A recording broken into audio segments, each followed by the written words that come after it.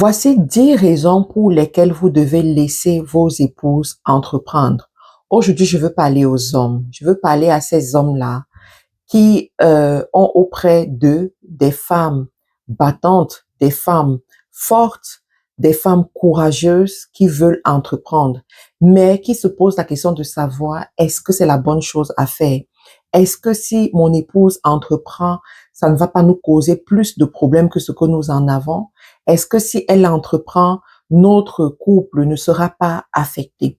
Alors moi, je viens aujourd'hui pour vous donner 8 raisons qui vont vous aider à prendre une bonne décision. Carilla Cosmetics, une marque déposée canadienne.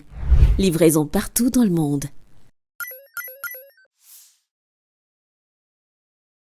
Déjà, il faut savoir que nous sommes dans une société patriarcale, une société où c'est l'homme qui a le pouvoir, c'est l'homme qui a l'autorité, c'est l'homme qui est considéré comme le pourvoyeur, c'est l'homme qui est considéré comme la personne qui doit aller se battre au dehors et puis ramener l'argent.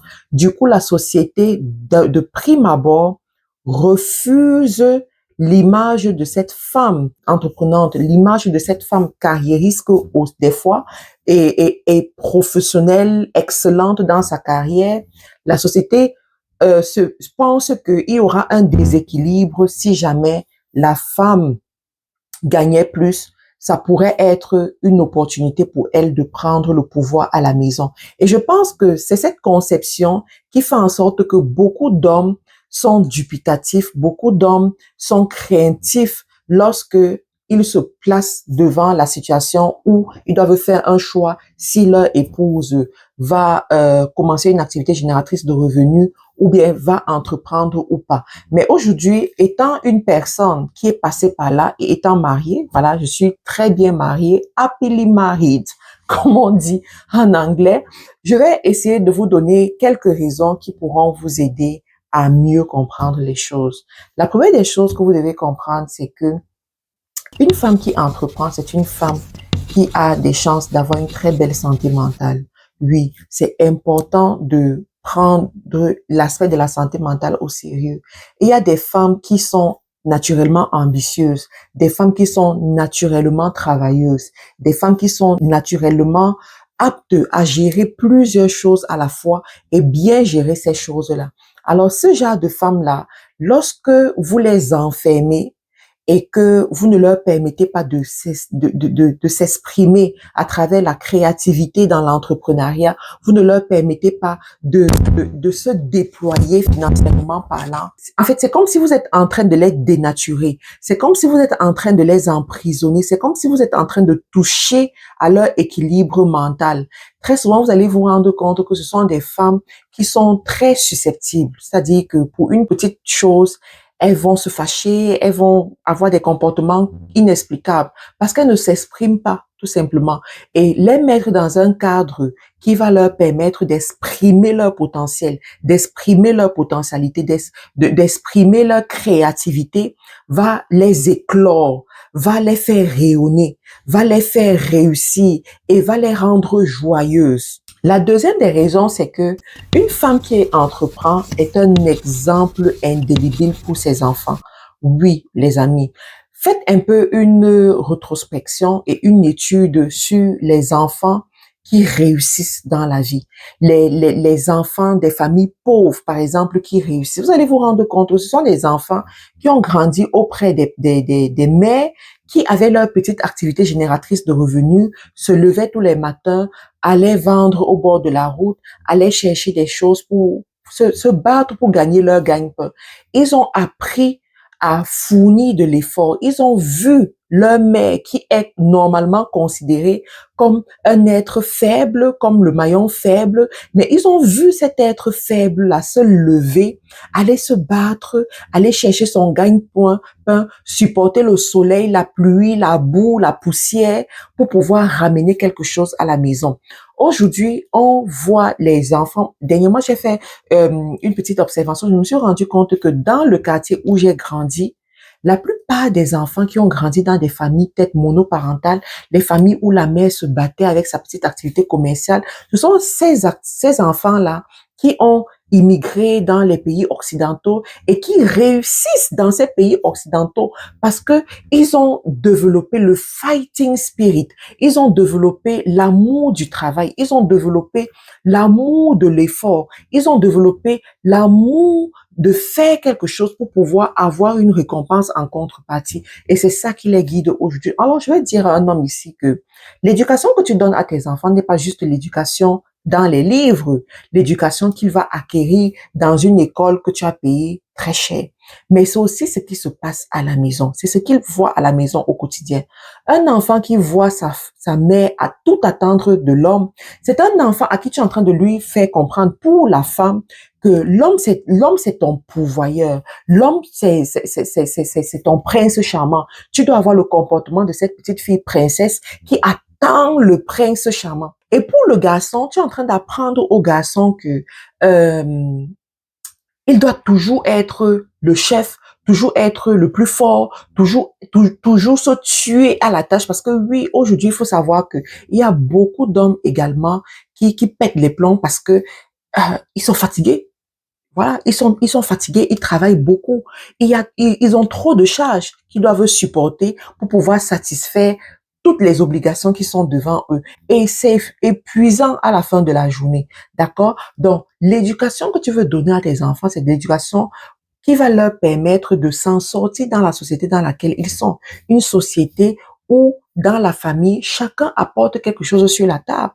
Une société où, dans la famille, chacun contribue pour qu'on puisse avancer. La troisième raison pour laquelle il est important pour toi de laisser ton épouse entreprendre, c'est qu'elle doit être cette aide dans la maison. Oui, elle doit pouvoir contribuer également dans la maison. Vous savez, je me rappelle quand j'étais célibataire, quelqu'un m'a dit, Marthe Karine, il est préférable pour toi d'épouser une personne avec qui vous allez bâtir ensemble, au lieu d'épouser une personne qui aura déjà tout. Et lorsque tu rentreras dans cette maison, tu auras peur de casser un plat, tu auras peur de déplacer un rideau, tu auras peur de toucher à certaines choses parce que tu es venu trouver, c'était déjà là. Et tu ne sais pas ce que ça prend pour avoir ce genre de choses. Alors, lorsque la personne me parlait, j'étais comme, je comprenais pas vraiment ce que ça voulait dire. Et je me disais peut-être même c'est un mauvais conseil parce que la famille dans laquelle j'ai grandi, l'environnement dans lequel j'ai grandi, on nous a dit, attends l'homme riche qui viendra t'épouser et résoudre tous tes problèmes. Mais je vous assure que, heureusement pour moi, il s'est trouvé que j'ai épousé une personne avec qui on s'est bâti, avec qui on est en train de se bâtir. Et je ne peux pas m'étaler sur ce que ça m'a appris. Je ne peux pas m'étaler sur le développement personnel que moi-même j'ai connu. Je suis contente de la version de moi aujourd'hui. Je suis contente de la personne que je suis aujourd'hui. Je suis contente du fait que j'ai un mot à dire. Je suis contente du fait que je peux apporter quelque chose sur la table. Et je suis contente de l'effet que ça a auprès de mon époux. Je vous assure que, on dit souvent, il y a une phrase qui dit souvent que la main qui donne, c'est la main qui dirige, c'est vrai. Même dans le mariage, c'est vrai. Je vous garantis, la main qui donne, c'est la main qui dirige. Donc, si tu es cette personne qui est toujours celle qui reçoit, celle à qui on donne, que tu le veuilles ou pas, on va te diriger et même t'amener là où tu ne veux pas aller. Donc, il est important à un moment donné de comprendre que vous bâtissez ensemble. Et parce que vous bâtissez ensemble, chacun doit apporter quelque chose. Et si cette personne-là doit pouvoir entreprendre pour apporter ce qu'elle doit entreprendre, pourquoi ne pas la laisser entreprendre? Pourquoi ne pas la soutenir pour qu'elle entreprenne? La quatrième des raisons, c'est qu'une femme doit avoir un minimum d'indépendance. Nous sommes fatigués de ces femmes qui, pour acheter une boucle d'oreille, doivent demander la permission à leur mari.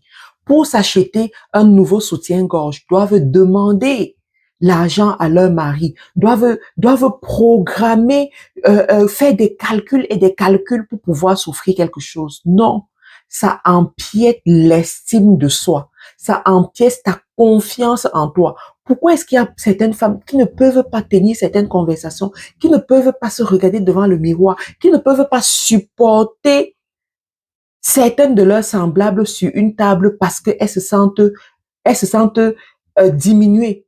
C'est pas que quelqu'un les diminue, mais elles-mêmes, elles se sentent diminuées. Pourquoi? Parce qu'elles n'ont pas le pouvoir d'achat. Elles n'ont pas ce qu'il faut. et ça joue sur elle. Donc, je veux dire ici aux hommes que c'est vrai que l'homme aime se sentir puissant en donnant, mais je veux te dire que le pouvoir ne se trouve pas dans l'impossibilité de l'autre de s'offrir ce que toi tu lui donnes, mais le pouvoir se trouve dans l'amour que tu exprimes lorsque tu lui donnes quelque chose. Oui, dans l'amour que tu exprimes quand tu lui donnes quelque chose. Il y a des personnes qui ont tout, mais qu'on ne leur donne rien. Et lorsqu'on leur donne, elles se sentent tellement valorisées. Elles se sentent bien. Donc, je veux te dire, à ce niveau, ce serait, en fait, ça doit être une raison pour toi, pour te faire comprendre que c'est important pour toi de laisser ton épouse se déployer pour avoir le pouvoir financier de s'offrir ce qu'elle veut, de rêver, de s'offrir un style de vie qu'elle aime pour elle et pour sa famille, de s'offrir les cadeaux qu'elle a envie de s'offrir elle-même. Vous savez, moi où je suis là, je suis souvent contente quand je suis capable de sortir ma carte bancaire et de m'offrir mon sac à main moi-même. Je suis souvent capable de sortir ma carte bancaire et de m'offrir le repas que j'ai envie sans avoir à demander ou bien attendre qu'une ration alimentaire tombe quelque part. Je suis contente de pouvoir le faire moi-même.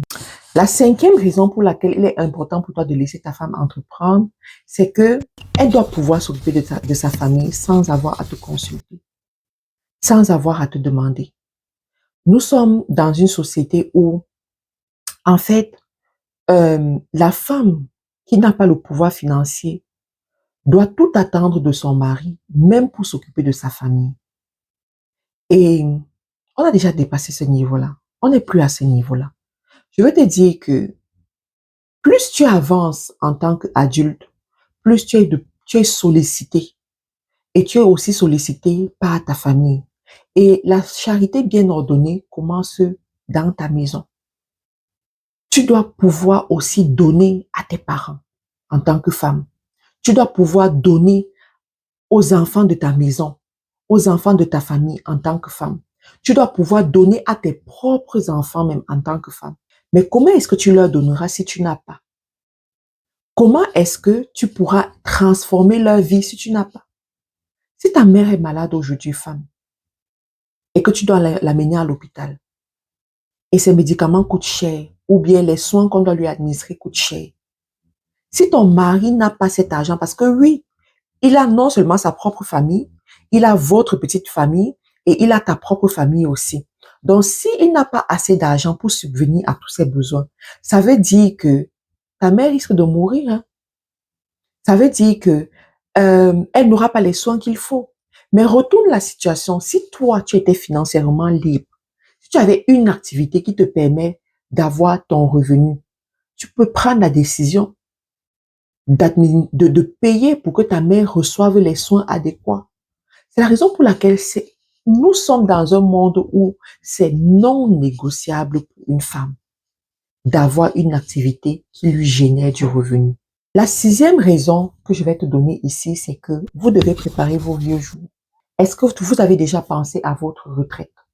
Est-ce que vous avez déjà pensé au moment où vous serez vieux, vous ne pourrez plus travailler, vous ne pourrez plus vous déployer comme vous le faites dans votre vingtaine, dans votre trentaine, dans votre quarantaine, dans votre cinquantaine, par exemple. Et il faut savoir qu'il y a des gens, même à 50 ans, ils ne sont plus aptes à faire certaines choses. Ils ne sont plus aptes à faire certains travaux. On ne sait jamais ce qui peut arriver. Donc, si tu veux tenir compte de ce genre de choses, il est important pour vous d'exploiter toutes les ressources disponibles, toutes les possibilités disponibles et de laisser cette femme-là aller travailler et de ramener du revenu. La septième chose, c'est quoi? On a souvent vu des personnes être frappées par la maladie, être frappées par des accidents, être frappées par des malheurs qui font en sorte que l'homme ne peut plus travailler ou même par le licenciement. Je ne peux pas compter le nombre de familles que j'ai vu être totalement désorientées parce que du jour au lendemain, on a licencié l'homme. Comme on a licencié l'homme, ils sont obligés de déménager de là où ils vivaient. Ils sont obligés d'enlever leurs enfants qui fréquentaient des écoles qui coûtaient très cher.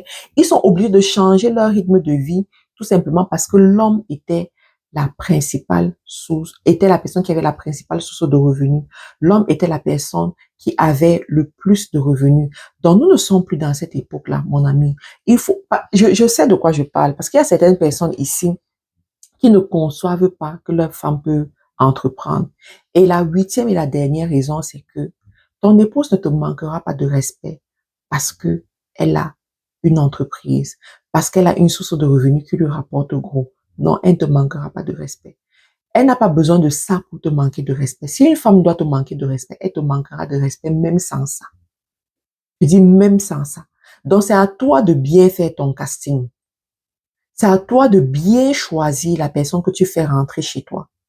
Si c'est une femme qui a été bien éduquée, bien élevée, une femme qui a des valeurs, ce n'est pas parce qu'elle gagne beaucoup d'argent qu'elle te manquera de respect, non. Parce que l'argent est important pour la femme, c'est vrai, mais l'attention et l'amour est 10 fois plus important encore pour la femme. Écoute bien ce que je suis en train de te dire. Je dis l'attention et l'amour est encore 10 fois plus important que la femme.